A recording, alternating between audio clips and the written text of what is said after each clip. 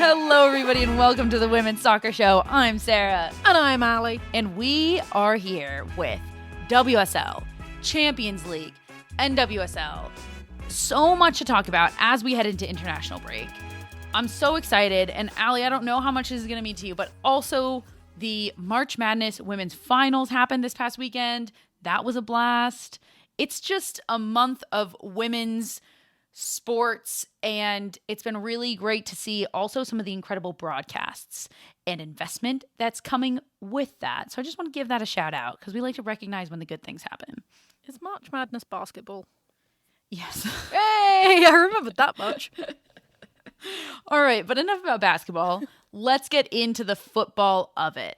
We're going to kick it off here in the WSL, and we're going to talk game of the week, and then last week we talked top of the table battle, and so this week we're talking relegation battle. We're highlighting the big top of the table clash, Arsenal versus City. Arsenal took it 2-1.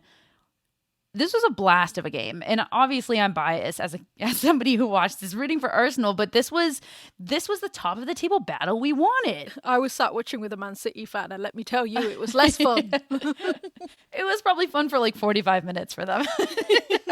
It was City's game for the first part of it, I have to say. And then around the 55th minute, they just started to let loose a little bit. And as soon as that equalizer went in, it was kind of over for City. But I thought there was a incredible possession on City's half.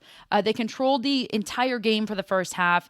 Arsenal had barely any legitimate chances in that entire first half. And I'm sure they're kind of looking at some of the chances that they had and saying, you know, what if we had tucked a second one away in the first 45? What could have happened? Because they had those opportunities. Yeah, I hope they don't focus on it too much, but Lauren Hemp is probably kicking herself. Yes, for that one opportunity. I know exactly the one you're talking about. You know what I'm talking about. I know what you're talking about. Wide open net, beautiful ball from Bunny Shaw played in. And the commentators were saying, oh, it was a bit of a slow ball. No.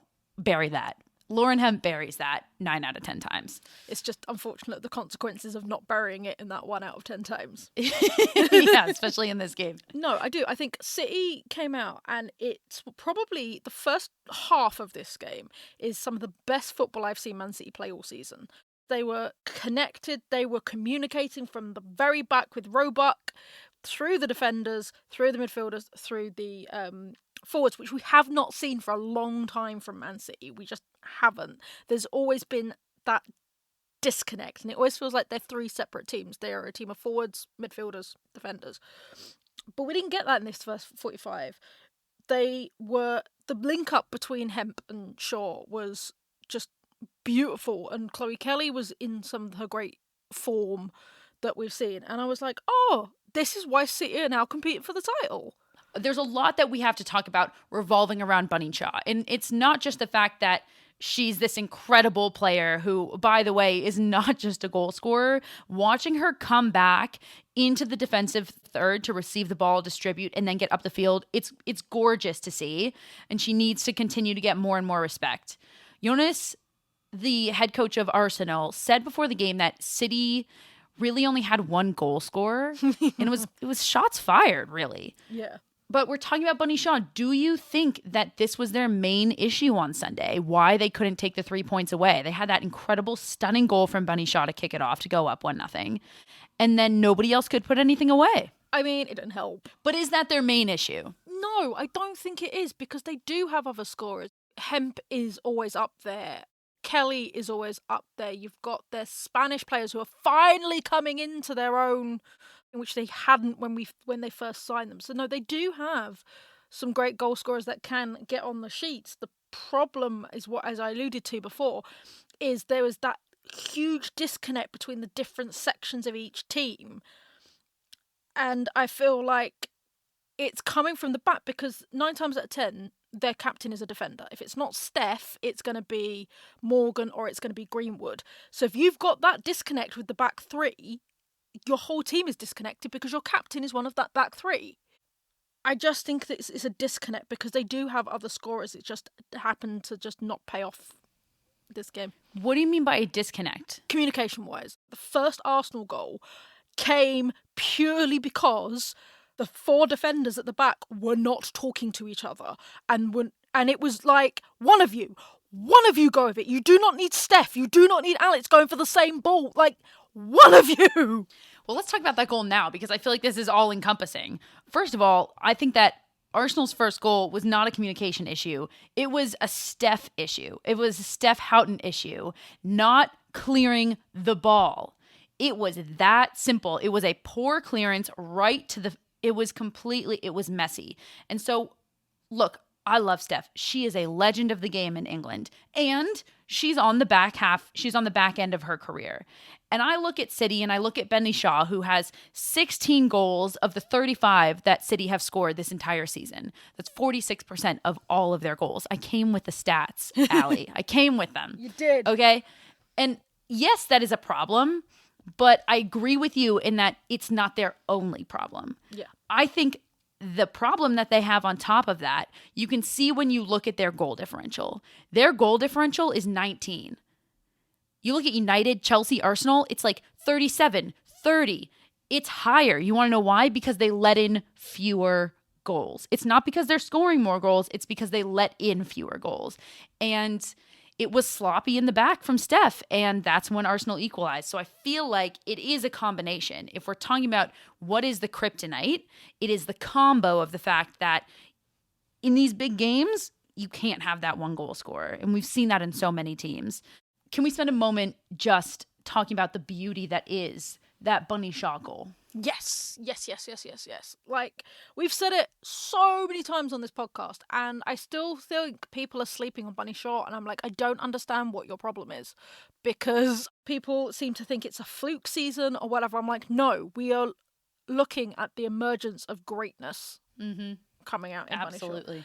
And it was a beautiful layup across for her to get on it, but a great cross by Chloe Kelly. Absolutely. Yeah, like that was just, again, we're seeing Chloe Kelly come back into her own and really coming back from that injury she had a couple of seasons ago. And then it felt like to me that was a sort of goal that only Bunny Shaw could score. Like, it was just so pinpoint for her that she's like, yep, got it. All right, let's talk Arsenal. Massive win, massive week for Arsenal. Game versus Tottenham, rivalry game on Saturday. Midweek game, Champions League versus Bayern Munich. They win both of those. And then they come into this game fighting for their lives and take the win from City. 3 massive wins. You could tell that they were tired. You got to give it that. But they pulled it out. And I just need to say, because we're going to say this every single time we talk about Arsenal now, because there's no Miedema and there's no Mead, and you wouldn't know. And you want to know why? It's because Manham, McCabe, and Ford have been so incredibly key. I don't want to like push McCabe or Ford to the side, but Manham, oh my God. I don't have any words. Like, if it wasn't for Manham, this season would have been down and out a long time ago for Arsenal. Do you know what? I'm going to go on a slight tangent. I apologise. But do you know why I think... What are we here for, if not to go on a tangent? No, because it's just sort of hit me when you were talking about that. Do you know why I think Arsenal have had this sudden spurt and this amazement, even with Mead and Miedema out, is Jonas is proving what true competitiveness can do. Because I feel like other teams say they're competitive in getting spots and things like that, but I don't think they are, because you look at, and it's not a criticism of these other teams before you come at me, Chelsea and Man United fans, but you look at Chelsea and Man United. They will anyway, so just say it. They will anyway. You look at Chelsea and Man United. It's okay, I love you guys for it. No disrespect. And they stick to their squads. They are very much like, this is working, these are the players I'm playing, because it works. Whereas, and I've heard Jonas say it multiple times, I've heard Arsenal players say it so many times, which is, it's a clean slate every game, and you have to work your way into that squad every single week. And if you haven't, you have no hope. Yeah. And it's why we saw Jordan Nobbs leave, because she wasn't, as hard as she was working, she just could not break back into that Arsenal squad. And that's why she's having a stellar time at Villa at the moment. Yeah, she really is. It's good for everybody. But that's why I think Arsenal are coming back the way they are, is because they're showing what a true competitive environment can do. So we've chatted about Manham. Now we got to talk about Katie McCabe, because bless this girl.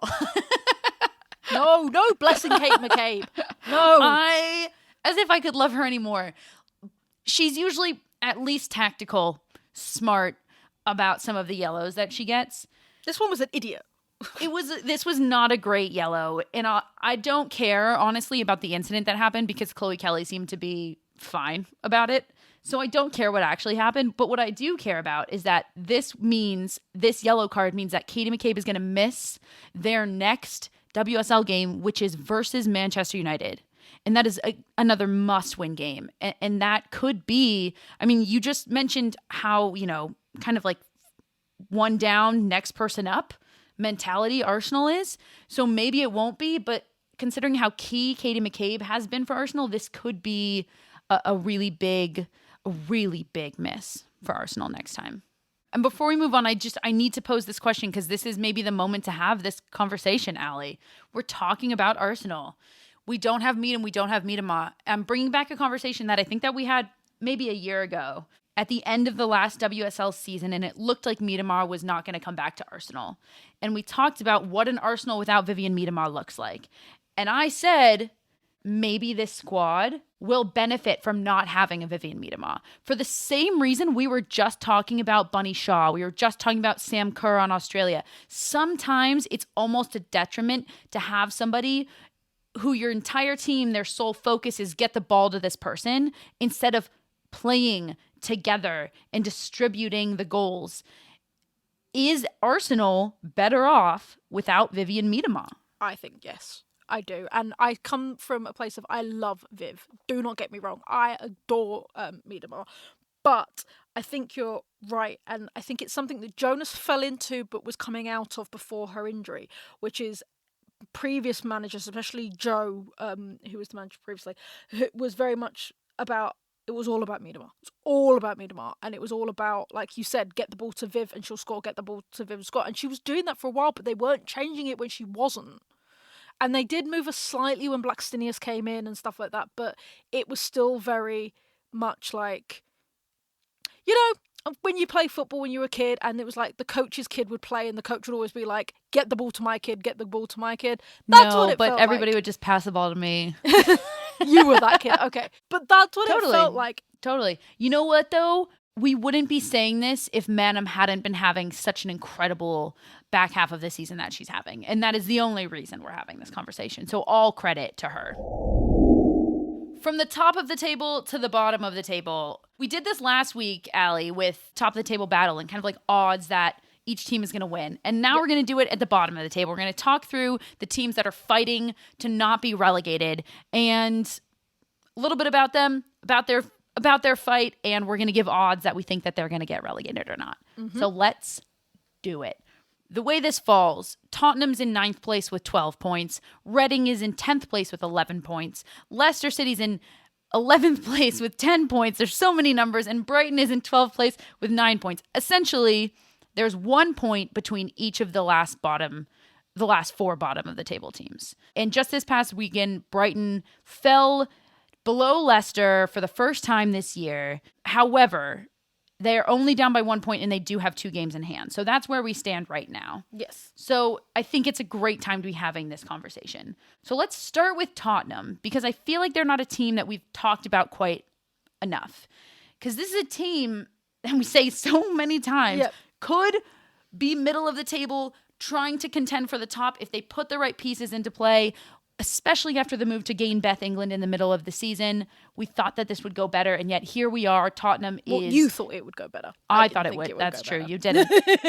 And it turns out the woes of Tottenham are much larger than just bringing in a goal scorer to fix all the problems. And Beth England has had a great career so far at Tottenham. Hasn't fixed it. So, Tottenham.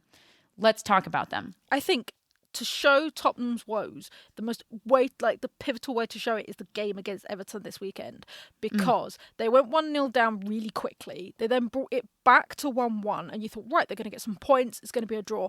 And then in probably one of the worst goals to concede, and I'm going to say it's worse than Arsenal's first goal in the game we just talked about, in the dying moments of their game.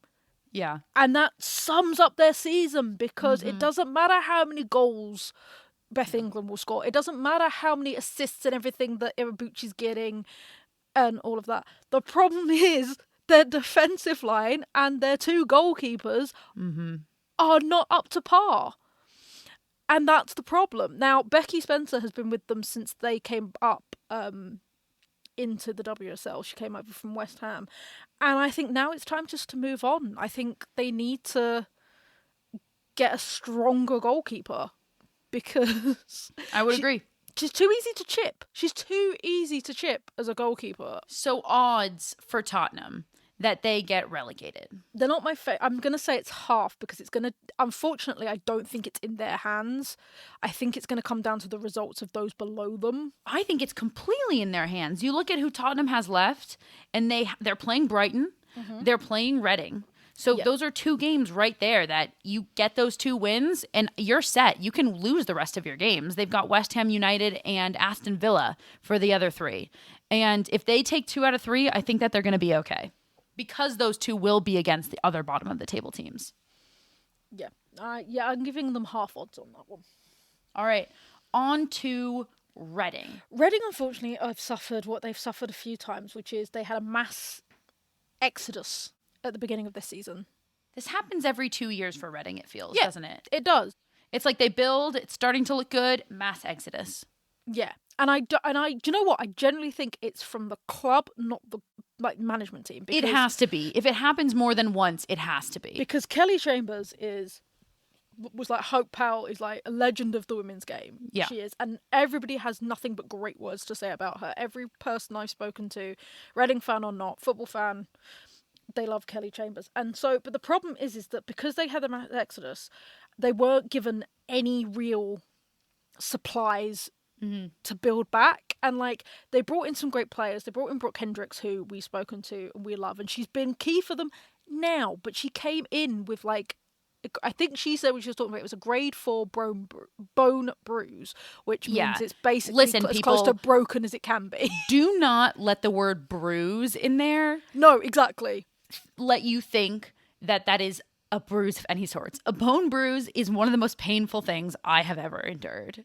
You might as well have broken it. Yeah. Basically what she was saying, she was like, it's one up from basically shattering her shin is what she did. And they've had that sort of level of bad luck coming in this season. But they're not conceding as many. We talked about Tottenham conceding. Reading aren't conceding as many. They just aren't scoring any. All right, so odds for Reading. I'd say they're just over half. I'm going to give them a 6 out of 10. After this, I'm going to make you rank how you think the bottom 4 are going to finish. Let's move on to the final 2. The 2 that, in my opinion, it really seems like it's going to come down to a battle between Leicester City and Brighton. And the final game of the season, I know. These 2 teams are set to play. And I fully believe that it will come down to who wins that game to see who gets relegated. Yeah. And I'm increasingly more excited about that than I am about anything at the top of the table. It's going to be tasty. So tasty. It's going to be tasty for everybody except for the fans of the team that ends up getting relegated. It was like that a couple of seasons ago when Bristol got relegated. Yes. It was tasty for every team apart from Bristol and Birmingham and Villa who were in and it looks like we're about to get Bristol City back in the WSL, which I'm really excited about. We're going to spend some time talking about it at a later point. Let's talk about Leicester City because they're the team that was down and out, and then boom, January 2023 happens and they come back renewed, refreshed with a vengeance, and they have climbed their way out of 12th place into 11th place. And before I hand it over to you, I personally really need to shout out Samantha Tierney because she has been like the Manum of Leicester, to bring it full circle here. She pulls the strings like I haven't seen anybody do at Leicester City this entire season, and she's completely helping carrying them through.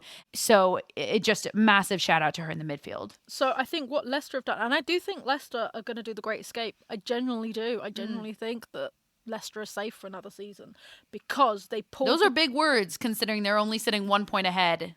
I stand by it because they pulled the trigger on getting a new manager at the right time, and they clearly had someone lined up because Willie Kirk came in really quickly after Lydia Bedford. So they clearly had a conversation with Lydia, were having conversations with someone else, and was like, right, we've got your replacement, we're really sorry, bye-bye. Yeah. Which the other teams that have pulled the trigger haven't. So Tottenham still, I don't believe, have appointed a permanent manager since getting rid of Skinner. Brighton have gone through 2 managers, and we'll get on to Brighton in a bit, in that time, and it's still not come together. So I think that was Leicester's trick, is they've pulled the trigger really quickly. And they made some great loan signings. We saw Ruby Mace come over from Manchester City in January, and they've made some big signings. They have signed their way and built their way out of it. Yeah. The only problem I feel with Leicester is, unlike Reading, they leak goals. They do concede, it's to the point where they will squeak these wins, like we saw, even more painfully, because I believe it was in the 95th minute they scored their winner. The only team that has leaked more goals than Leicester City this year is Brighton. Yeah. All right, so odds for Leicester City, and then let's talk Brighton. I'm giving them the same odds as I gave Reading, 6 out of 10. Okay, so it sounds like, Allie, you really think Brighton is going down. Brighton are gone, as far as I'm concerned. Tell me why. And that makes me sad, because I like Brighton, but Brighton are gone. Because... And Mike, I know that you're listening to this. Oh, you're going to hate me, Mike, and I'm sorry. For everybody listening at home, I'm sure you know, because we had Mike, who edits this podcast, on to talk Brighton. And Mike, I'm sorry. I'm sorry. We got to talk about it.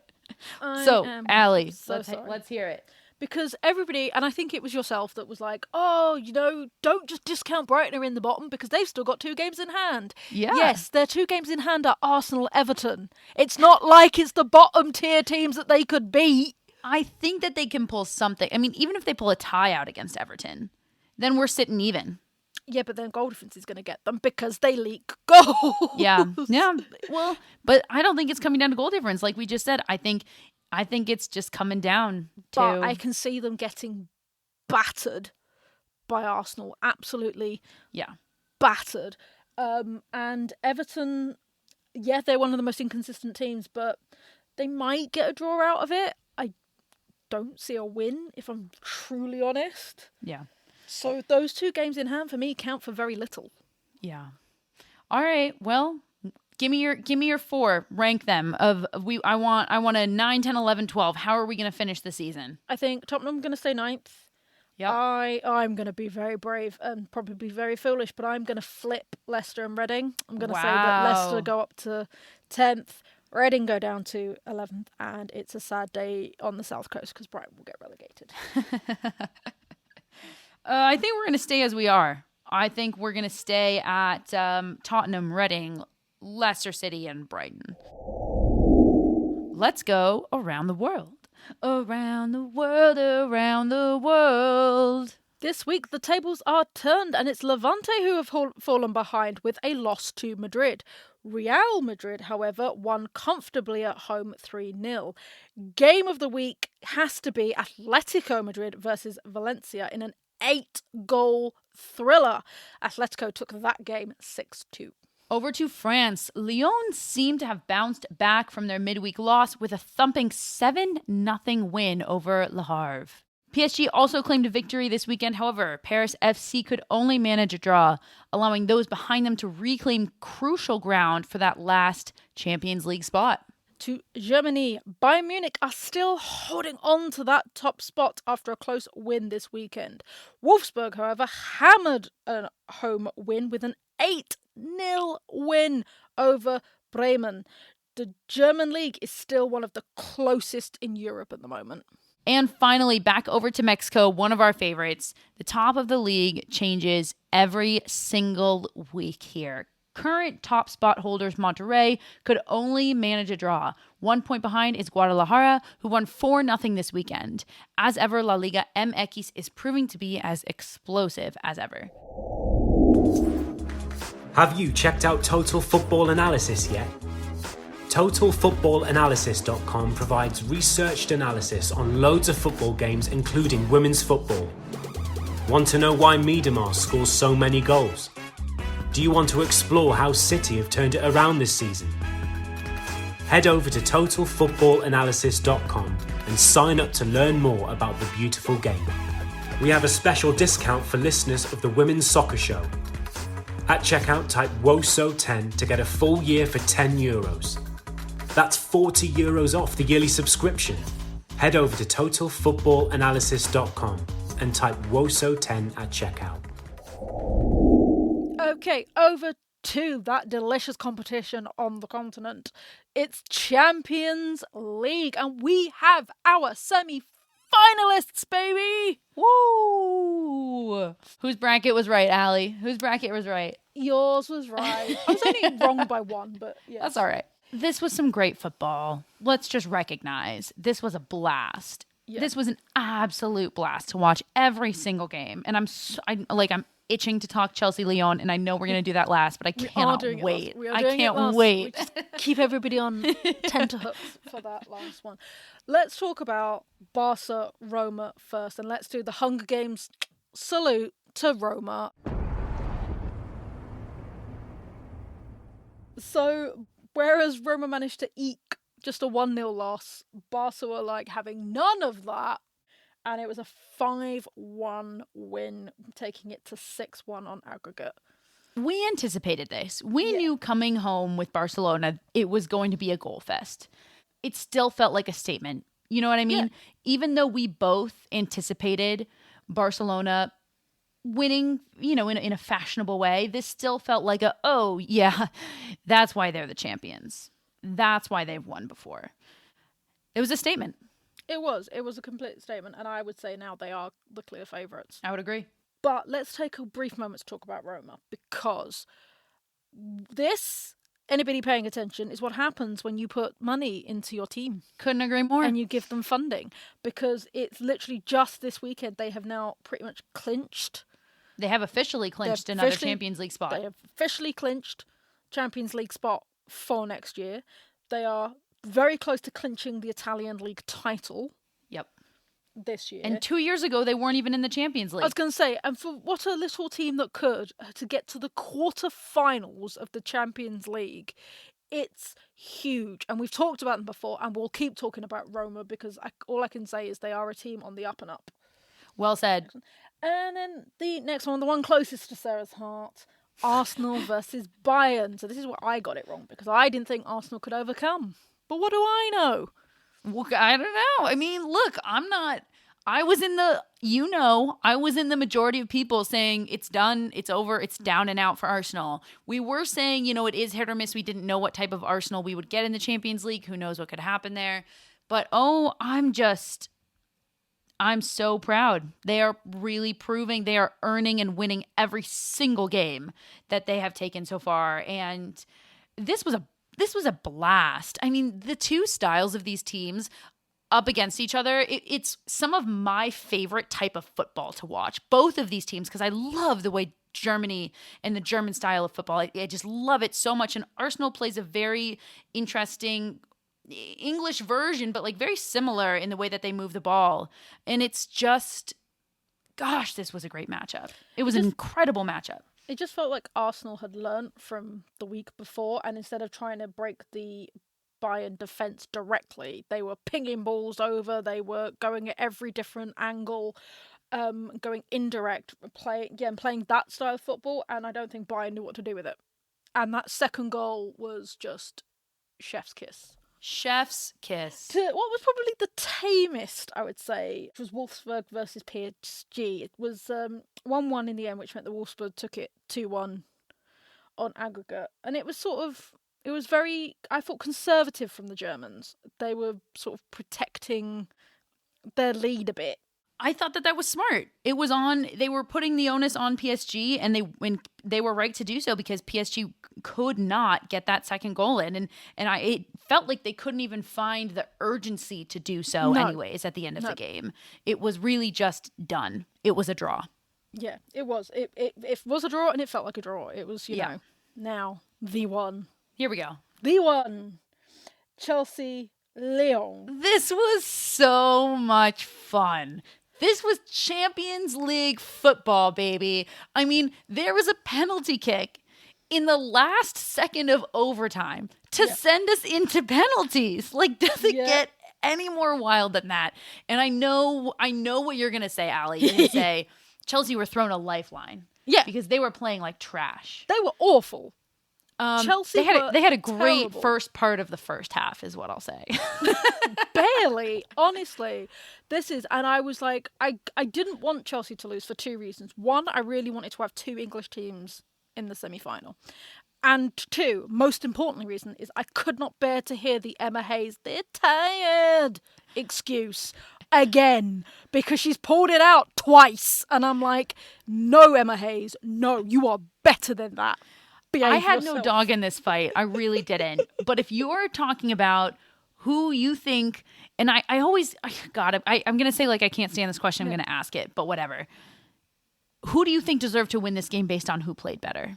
Or who do you think deserved to advance based on who played better? Because this is a different question, because now you have to take into both of the legs, right? Like Lyon won that second leg, even though they didn't win the game. Yeah. They played better, right? I would say, and it's so close, and I'm going to be a pain, but I would say Lyon deserved to take it over both legs, but barely. I'm talking like 55 to 45. Because the Chelsea win at Lyon was a quick goal and then very conservative and being very conservative. And that's fine. That's a great way to play. I've seen And I don't teams mind do that. it. No, not at all. But if we're talking about style of play, Lyon were far superior. And I totally disagree. Overwhelmed it in the second game. I didn't think, I'm going to say, and I'm going to sound like a negative Nancy, because, and I don't mean to, because I actually supremely enjoyed these games. These were so much fun, and I was like screaming at the TV. I didn't think either of them performed well in either leg. Honestly, I've seen both teams play way better. But Chelsea were probably noticeably worse, I would say, compared to their usual standard.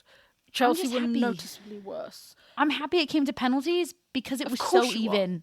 Well, because it was so even, and I didn't have a dog in the fight, and I was just like, I'm here for the drama, baby. But oh, you sad that it was your fellow countryman that knocked out. It broke my heart a little bit, but I did see some pretty funny tweets about it that made me move on pretty quickly. It was, there were some bad penalties taken in that shootout, and that was one of them. And I'm happy for my bracket because I had Chelsea advancing. And it'll be a really fun matchup. We've got Chelsea hosting Barcelona, right? And Wolfsburg hosting Arsenal. And those games will take place on the weekend of April 22nd, 23rd. For those of you at home, Allie has Barcelona playing Wolfsburg in the final and Barcelona winning. I went a different route, and I wildly chose Chelsea, the team who played the worst in the quarters, and Wolfsburg in the final, and I have Wolfsburg winning. So it'll be interesting, actually, to see as we break this down game by game, if our game by game scores align with what we think. All right, so Allie, leg one of the semifinals, game number one, Chelsea hosting Barcelona. I'm going to say it's going to be 2-0 Barca. Ooh, at home for Chelsea. Mm-hmm. Which is why I'm only giving it 2-0. I think it'll be a... Oof, goodness. Do I want to go 1-1 or 2-2? I think it'll be a draw. I'm going to go 2-2 draw at Chelsea to kick it off, yeah. Oh. All right, second game, Wolfsburg is hosting Arsenal in leg one of the semis. I think it's going to be... That one I think it's going to be a draw. I love that Arsenal's going from one Germany team to the next. I know, and I think it's going to be a 1-1 on that one. I think Arsenal will lose, leak a goal really early, and then they'll claw it back. I think Wolfsburg's going to take it at home, and Arsenal's going to take it at home, and it's going to come down to who can score an away goal, basically. So I think Wolfsburg will take it. I think it'll be a 2-1 Wolfsburg.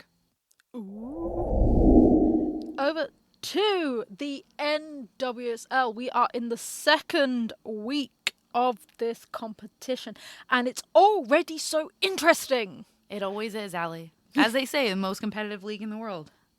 Americans say that. So we're going to talk about a couple of teams that we feel their storyline's interesting already. It's already, coming up. And the big one we have to talk about is the KC Current. It's Kansas City, because they've gone from being a dominant force last season. We're there flagging them. They're going to go going up there. They're going to challenge for the title. They're going to be up there. And they are currently 0-2. Yeah, 0-2 to start the season. after, like you said, they were in the championship last year, and they made these massive offseason moves that we've been talking about for a long time. Big names, incredible star-studded midfield. Like, I'd take that midfield on a national team type of midfield. And yeah, 0-2. I will say, I think that unfortunately the storyline here is the on-field performance so far. And I'm not freaking out over 2 games, anything. They lost 1-0 at North Carolina. That's not a big deal. But then Portland came in and really stomped them at home 4-1. But it's Portland. And it is Portland, exactly. But ideally, I'm more shocked about the North Carolina coach storyline, to be honest. Yeah. But I think it also, what we need to ask is this topic that we were talking about, Allie, before we recorded the podcast is this on-field performance starting to highlight some things that have been unseen in the behind the scenes of the Kansas City Current? Yeah, so a story, and it's gained very little traction from what I can... It's been hidden. See, really. Like, I didn't know until you told me, and then I had a look and I was stunned. So, it's the mother of a player, and I really, really apologise, but my pronunciation is terrible at the best of times. And her name is it Micaiah Minnis? And her mum posted this long story about how this player was she drafted? Or, yeah. Yeah, she was a draft pick this past year from the NWSL draft. So she was drafted over to Kansas City. Much to, like, apparently the player's agent and mum weren't really sure about the move, but it was, like, guaranteed to get into the NWSL, and it was going to be this huge opportunity. And it just sounds, they let her out to dry. Like, she talks about how her daughter's mental health completely plummeted, that getting across to Kansas came out of her own pocket. Everything seemed to come out of her own pocket. They weren't really giving her any support financially, mentally, physically. She went to a doctor and said, I'm not eating, I'm not really sleeping. Yeah. I'm not doing anything. And the doctor's advice was, don't nap. And then she played a game. She started the game. Yeah, started the game. Played the game against Orlando. In a preseason match, yeah. In a preseason match against Orlando. Sounds like she did pretty amazing for this newbie thing. Well, all we know is that she wasn't given any feedback, right? She didn't come off the field and the coaches didn't give... She came off the field and she got no feedback. So she can only assume, if I'm playing and I start, I'm thinking, okay, I think I've done pretty well so far. I'm doing all right. And then literally she got called in to see manager and coach, and they were like, off you go, here's your flight home, and away you go. And that is shocking. Yeah. And I'll also, I love the way, I love nothing about this, but the way that what she calls herself a former soccer mom, so I'll refer to her as that. The way this former soccer mom phrased Kansas City was that, they tout themselves as this player-first, player-centric environment. And their experience was actually quite the opposite. And that's shocking to hear. That is the tagline, basically, of this organization right now. We've been touting them they're the first team building a stadium that is NWSL specific. That team is going to have their own stadium. All of this investment, so many, training center, training grounds, top-notch XYZ. And that's what they're touted as. And that's frankly kind of how they market themselves. And here comes this soccer mom to say, actually, the peek behind the curtain is quite the opposite. And we don't know anymore, but it's really disheartening to hear this kind of thing, especially with everything that's been happening in the NWSL. And from what the mothers say is that the player is now no longer playing, full stop, that she's gone to work out what her plan B is going to be. But, and we're going to talk about them in a minute, we have to give a shout out, and I never thought I would say this, to Orlando Pride, who took the player in, not necessarily to draft them and play them, but took them in, gave them all the help and support they needed, mentally, physically. Yeah, well, they picked her up when she got cut. And from what we can tell, they were incredible to her. Yeah. And basically were the club that she needed as her first club, but it was too far gone at this point, and she needed out. Yeah, exactly. And they still apparently keep checking in on her. Yeah, we love a club that can turn it around. And look, Orlando, you just said we were going to come on to them, so let's talk about it. They have been in such a tough place for like 5, 6, 7 years, and they had a really tough season last year, but they put the pieces into place to start to rebuild. And they are a huge storyline. They're starting 0-2 also, just like Kansas City, but it's a completely different 0-2 because that really doesn't tell the whole story. A, they are an absolute blast to watch.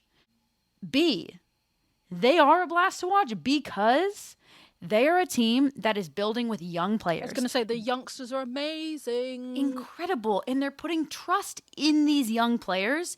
They're developing that young core. Their newest signing, Amanda Allen, had an incredible first game in Orlando Pride uniform. And they truly are doing it the right way, which is slowly and with good ethics, as far as we know. From what we know. Because every time we say that, we end up with our foot in our mouth. And I'd really love to be able to say that about an NWSL team and have something not come out in a year. That proves me wrong. I know. I am severely hoping that what we're seeing is Orlando Pride learning their lesson. The future is definitely bright for Orlando. Absolutely. They're doing it in the right way. Cool. And then another team that is an interesting start because it's been, the football gods giveth and the football gods taketh away. Did they giveth anything to Louisville ever? I don't know. It's true. But no, I'm going to talk about St. Louisville. What they've given them is a gorgeous Brazilian 23-year-old. Ari Borges is absolutely stunning. The Brazilians are taking over the NWSL, and you heard it here first. They are. And that goal this weekend. Wild. It was on par with Katie McCabe's goal to put Arsenal ahead. 100%. Those two were just worldies. And then the red card. Well, what I will say about Louisville too. I mean, Louisville are they've drawn 2 to start the season. Frankly, that's a good start for Louisville. They're doing this slowly and kind of undercover, a lot like what Orlando did, really. They didn't get a lot of press this offseason, but they made good moves, and I would say Louisville kind of did the same. But yeah, let's talk about that red card, Allie. Oh dear. So Paige Mater, a red card for an off-the-ball foul in like the last gasp moments. In literally like the last millisecond. It basically happened as the whistle was being blown. And I'm glad we're highlighting this just because I don't need to talk about the red card because it was dumb. Not the card. The card was deserved.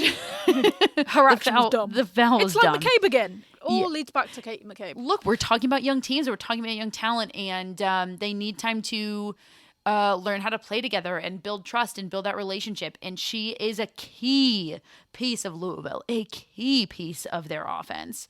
I would say second to only Ari Borges. And she's going to miss the next game. And that's a really big loss at the beginning of the season when they're starting to develop trust in each other and really trying to gain momentum. And that's a big loss for Louisville, but I'm impressed with their start so far.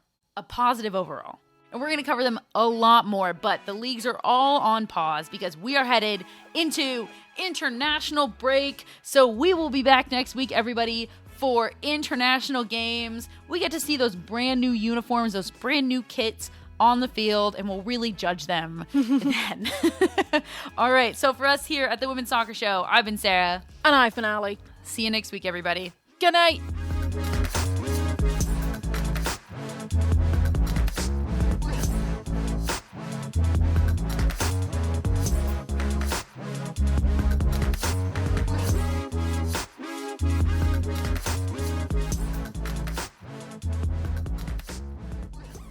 This podcast was edited by Monkey Hill Media. Visit monkeyhillmedia.com for more information.